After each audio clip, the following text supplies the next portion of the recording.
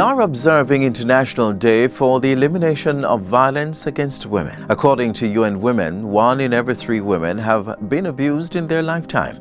And since the COVID-19 pandemic, that number has increased to 2 in every 3 women. The government, through the establishment of domestic violence shelters, intervention centers at police stations, and the passage of the Domestic Violence Act, is playing its part to assist victims and make the crime punishable.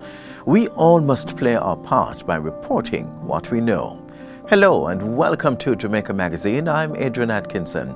On the show today, we take a closer look at the effects of domestic violence and the support unit of the Jamaica Constabulary Force. There's more, so stay with us. Behind every Jamaican medical cannabis product is a story. To create that perfect plant requires the care, patience and nurturing of that special farmer. When harvested, it is carefully transported to a processing facility where it is transformed into high-quality medical cannabis products for consumption by responsible consumers. All this and more is possible through the closed-loop system created by the Cannabis Licensing Authority to protect the integrity of Jamaica's medical cannabis industry. For more information, call the Cannabis Licensing Authority at 876-654-7582 or visit our website at cla.org.jm.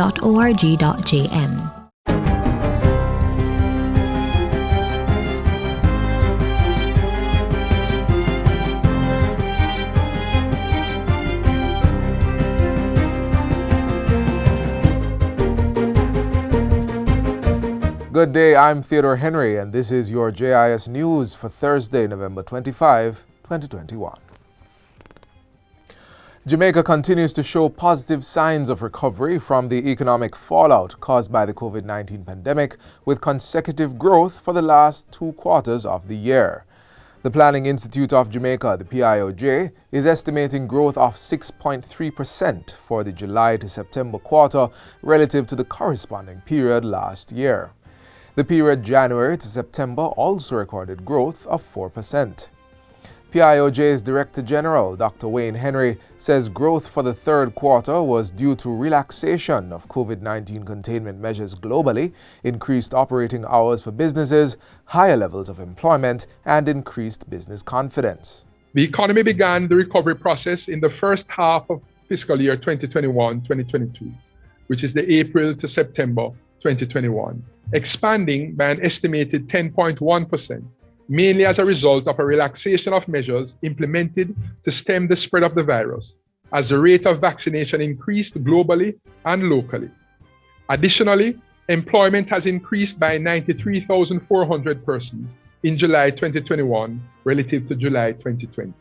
The growth reflects an estimated 7.3% increase in the services industry, with the major contributor being hotels and restaurants.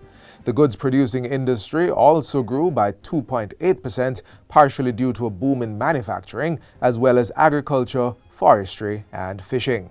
Dr. Henry says this positive economic performance is expected to continue for the remainder of the calendar and fiscal year. For October to December 2021, it is projected that the economy will grow within a range of 5% to 8%, resulting in a calendar year growth, that is January to December 2021, in the range of 3% to 6%. For fiscal year 2021-22, the projection is for growth within the range of 6% to 9%. The long-awaited highway to bypass the congested urban center of Montego Bay and St. James will soon be a reality.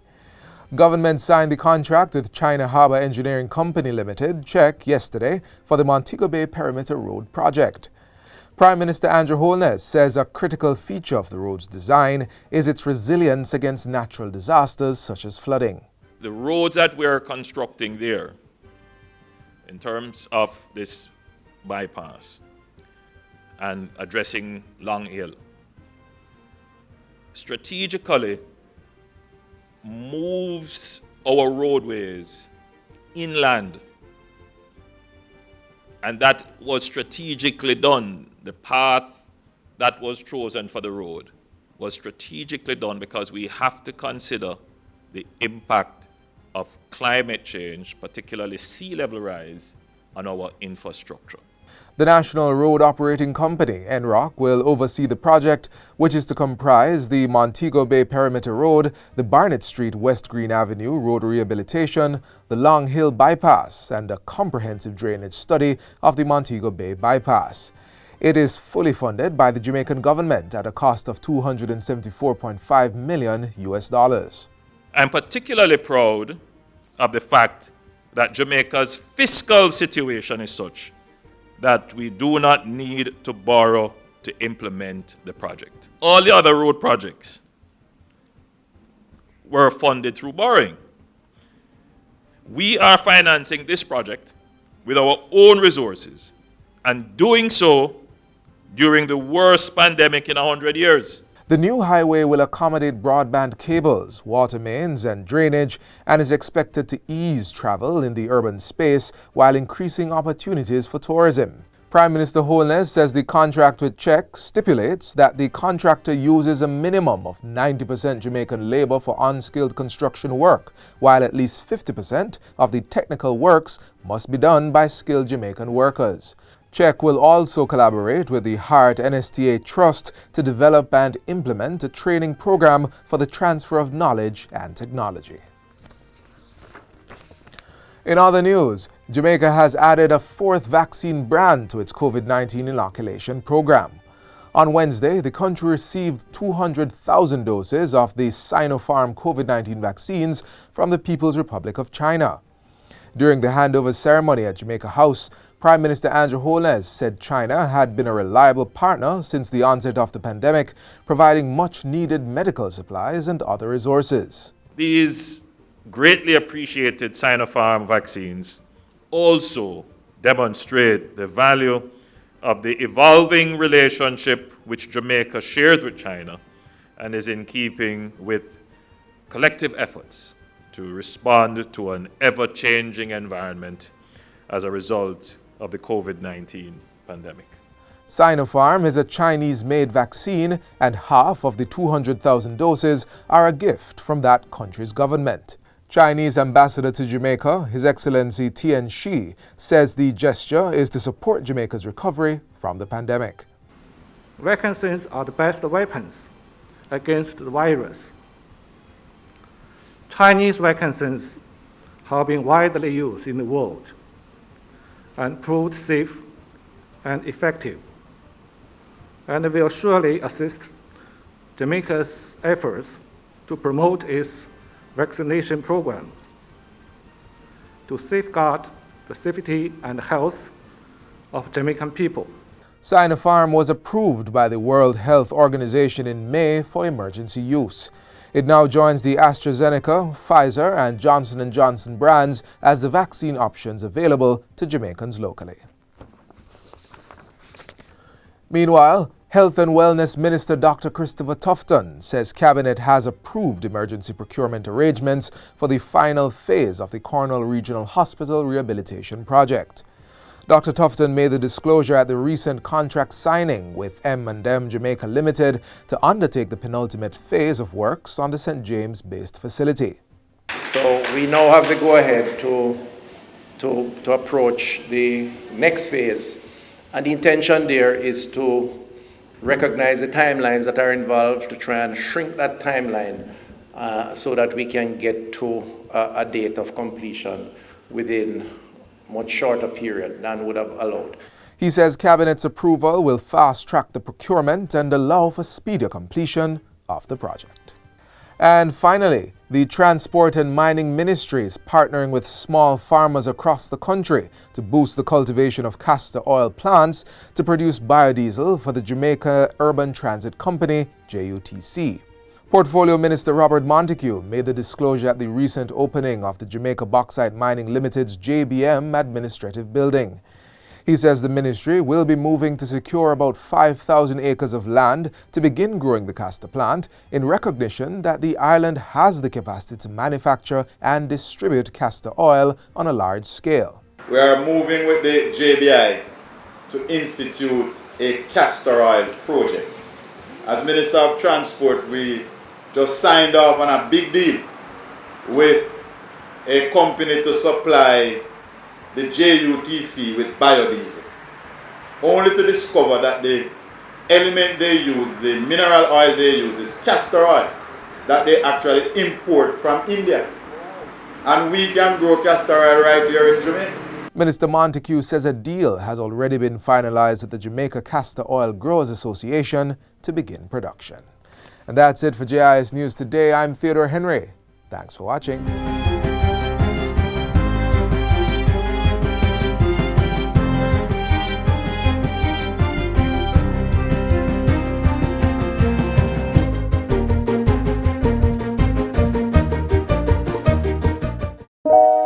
I'm sure my neighbors hear the screams and cries.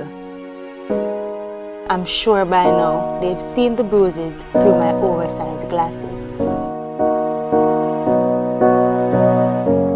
Can they tell I'm depressed when we speak? Are they counting my frequent days off from work? Domestic violence is any pattern of behavior used by an individual to maintain control or power over another. Domestic violence is not just physical, it can also be verbal. If you're in a relationship where you are being abused or know of anyone, get out and speak up. Report domestic violence by calling 119 or the nearest police station.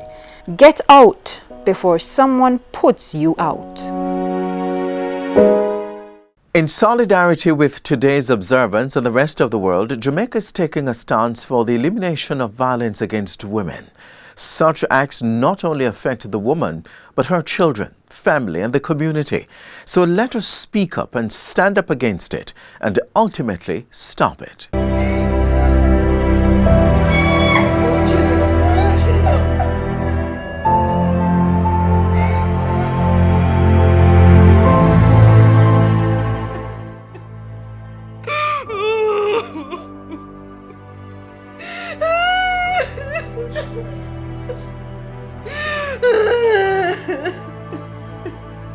All that is an actual story, a story all too familiar. And well, that's a part of my story.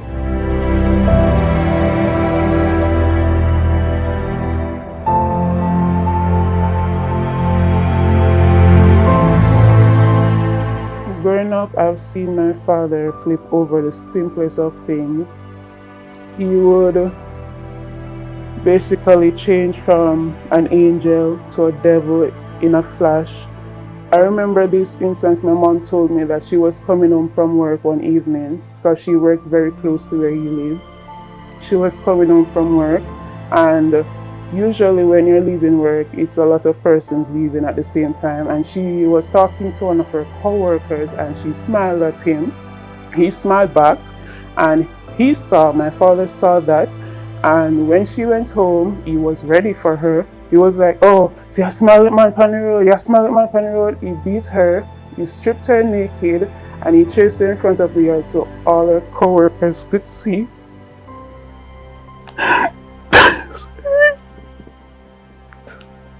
So all her co-workers could see her.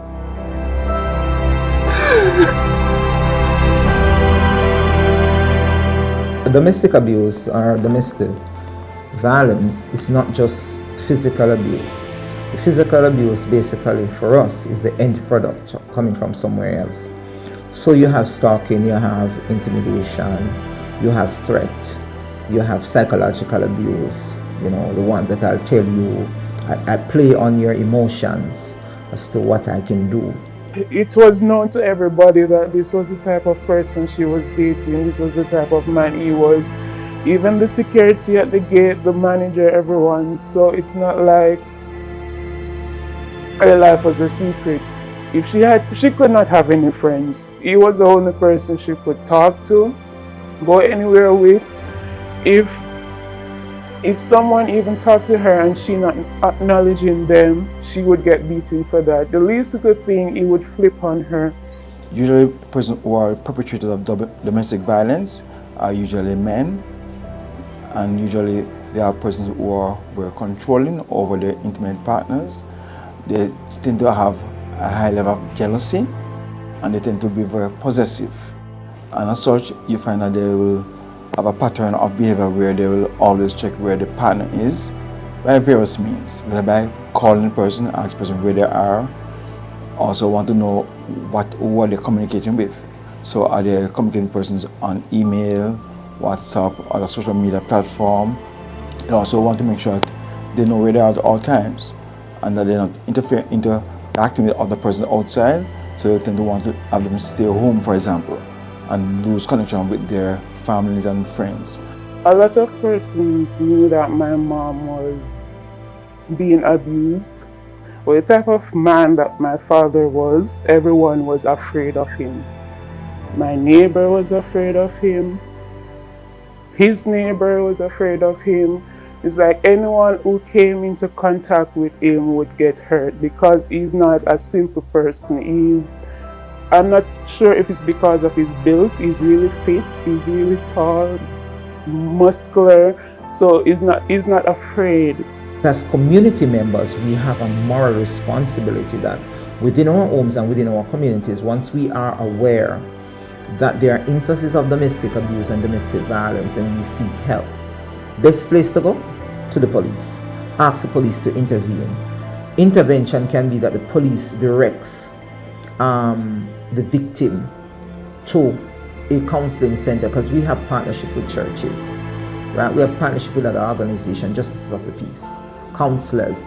Every time she escaped him, he would either stalk her, chase her, go to her either friend's house, wherever she went, friend's house, mother's house, cousin's house, no matter where she went, he would find her, go for her with a gun, knife, machete, whatever it may be, and she would always have to go back with him. No one, no matter how much they tried to fight and help her, he would always get her back. And when she goes back with him, the beating got worse, the abuse got worse, the rape got worse, everything got worse. Have an escape plan. Your escape plan cannot be where the perpetrator knows that you're going over to your mother's house because he's aware of where your mother lives. The escape plan cannot be, I'm going to go stay by my friend because he knows where your friends are.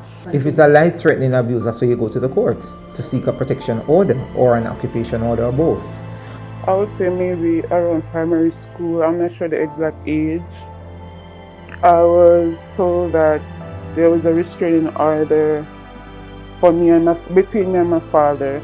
He should not be about, I'm not sure how much feet from me. He's not allowed to be near me at all. At this time I was living with my grandmother because my mom got full custody now. They had went through court and everything and fought her way, so there was no more hiding from him. He knew where I was living now because she got custody and he had to basically step away. The protection order will say you are not to be seen, you are to remove one party is to leave the household because of the volatility of the situation. The court may say, look here, one party must leave the household and reside elsewhere. And other times it's the abuser that the court will say, look, stay somewhere else until the matter is heard. Or you're not to be seen in the workplace of the person. The abuse that my mom endured, the physical abuse and the verbal abuse that I basically endured from my father, it has caused me to basically lock myself away from people. I'm always by myself, 90% of the time I would say. I'm always by myself. Throughout high school, I've had counseling. I was rebellious because I felt like no one loved me. I struggled in the relationship department, friendship. I have anger issues. I've learned to control it because of counseling. I had this teacher, she helped me throughout high school and university. Counseling able to revisit what happened, able to process it in a more positive way and more realistic way. So you don't put all the blame on yourself, but you realize that a lot of it wasn't your fault, and then help you now to, having dealt with it, to try to move on. Because a lot of persons, because they don't deal with it, they find it difficult to relate to other persons because they felt that they're still kind of baggage of what happened to them before. The Domestic Violence Intervention Centers, one of those facilities that were donated by the U.S. Embassy, and it's a partnership between the JCF and the US Embassy to create a facility where persons can come and speak about domestic violence and domestic abuse related issues within their home. And so it's a safe space for both victims and perpetrator, and it offers counseling to family members, to victims, also to perpetrators. We have 2 centers that are currently operational. One is at the Matilda's Corner Police Station. You can call the Matilda's Corner Police Station for that. The other one is at Air 5 headquarters. That's on the same compound as Constant Spring Police Station. The number is 702-5120 or 702-5121.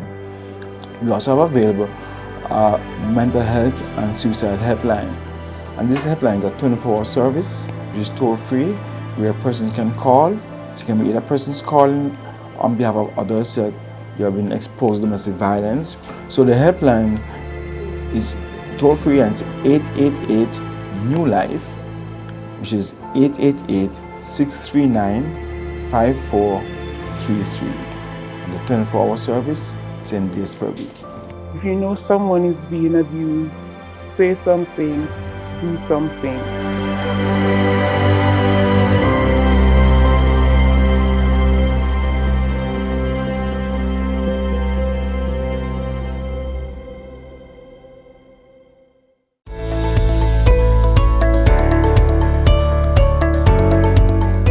I've made my tree legacy from the primary level all the way to university.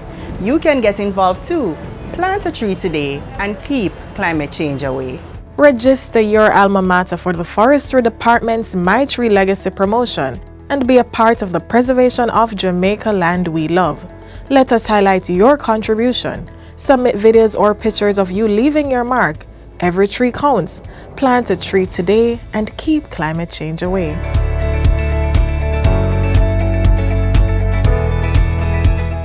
Up next, another interesting discussion on finance matters.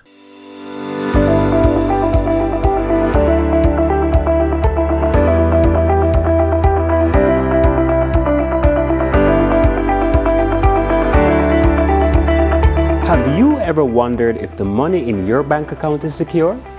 The Jamaica Deposit Insurance Corporation, JDIC, offers protection or coverage against your money through deposit-taking institutions that are regulated and supervised by the Bank of Jamaica through 5 account ownership categories: individual, joint, trust, business, and nominee accounts.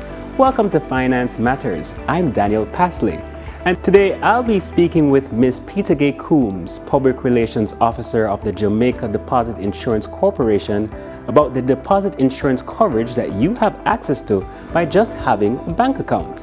Remember to like, share, and subscribe to our YouTube channel. Follow the Ministry of Finance on Facebook, Instagram, and Twitter to see all the episodes and highlights.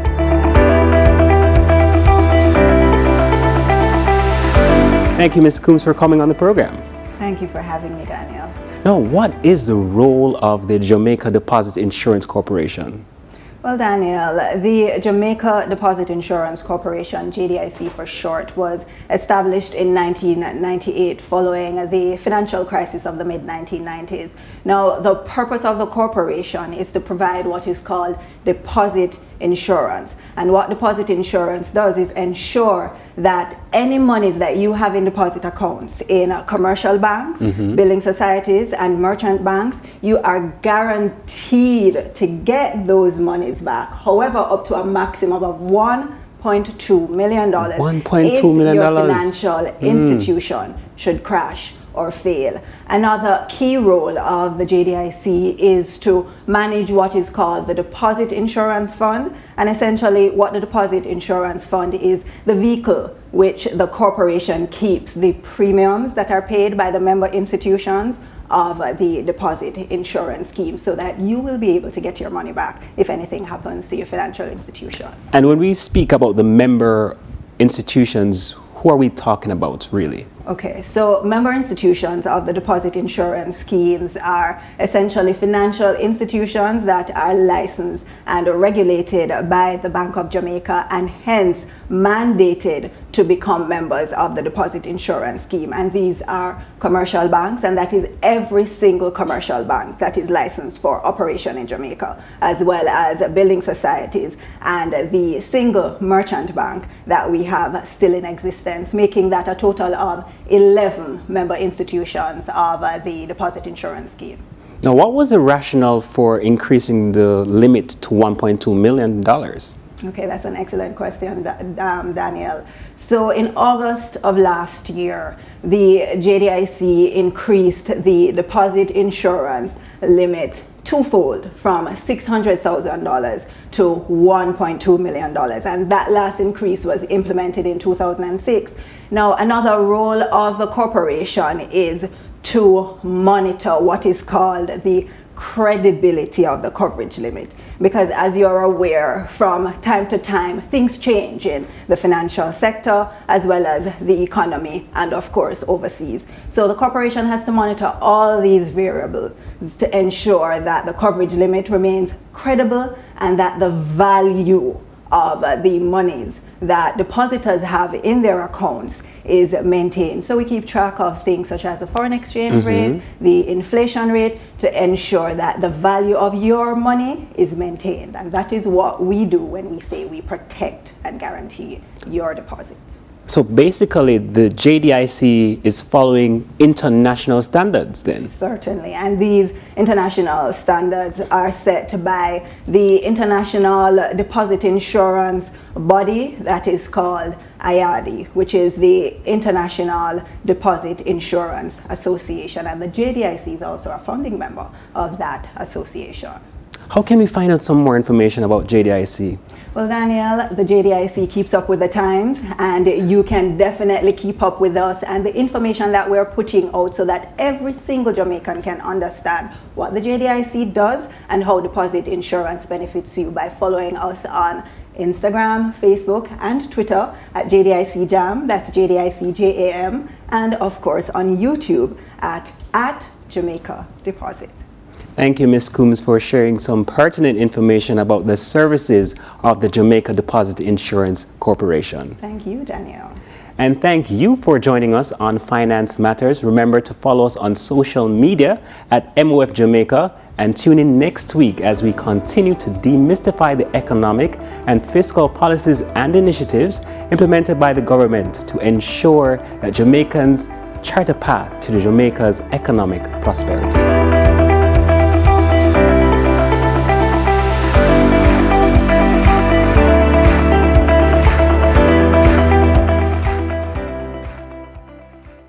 We remain resilient in our fight against known and unknown threats to our country.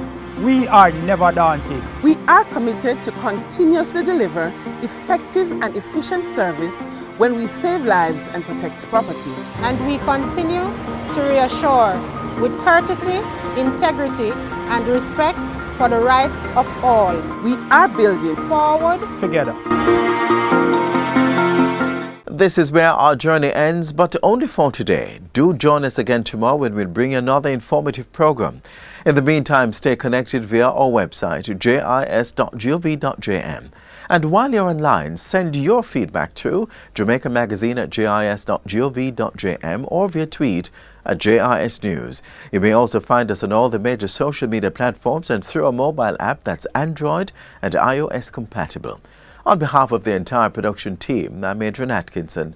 Do take care. This has been a production of the Jamaica Information Service, the voice of Jamaica.